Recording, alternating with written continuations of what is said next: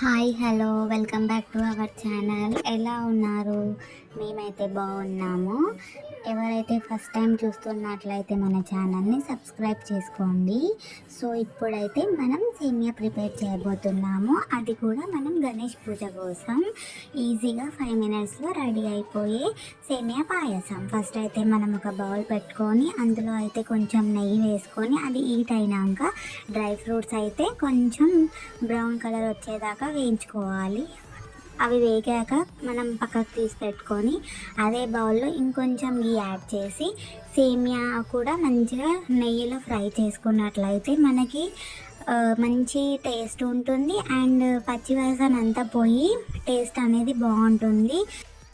ఇలా కొంచెం లో ఫ్లేమ్లో పెట్టుకొని మనం సేమియానైతే మంచిగా బ్రౌనిష్ అయ్యేదాకా మనం కలుపుతూనే ఉండాలి. అలా కొంచెం ఫ్రై అయినాక నేనైతే ఇందులోకి ఒక గ్లాస్ ఆఫ్ వాటర్ పోసుకుంటున్నాను.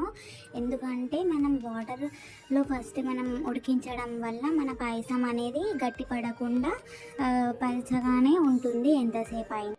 సో ఇప్పుడు కొంచెం మనం బాయిల్ అయ్యేదాకా కొంచెం కలుపుతూనే ఉందాము.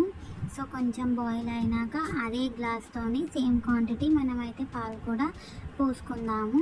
నెక్స్ట్ కొంచెం కలపండి. లో ఫ్లేమ్ మీదనే పెట్టి కొంచెం కలుపుతూ ఉంటే మన సేమియా అనేది టేస్ట్ బాగుంటుంది. అలాగే కింద మాడిపోకుండా అడుగంటకుండా ఉంటుంది. సో లో ఫ్లేమ్లో పెట్టుకొని ఇలా కలుపుతూ కొంచెం సేపు అయితే ఉడికించుకోవాలి. ఇలా ఉడికించుకున్నాక మనమైతే 1 గ్లాస్ మనం తీసుకున్న గ్లాస్తోనే హాఫ్ గ్లాస్ ఆఫ్ చక్కెర అయితే వేసుకోవాలి. ఇంకా మంచిగా కలిపి లో ఫ్లేమ్లోనే కొంచెం సేపు మరగనివ్వాలి. ఇంకా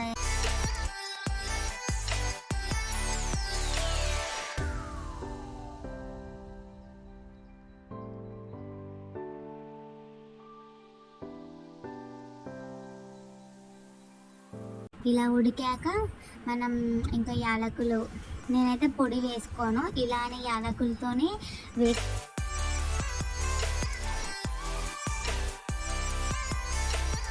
యాలకుల పొడి కూడా వేసాను.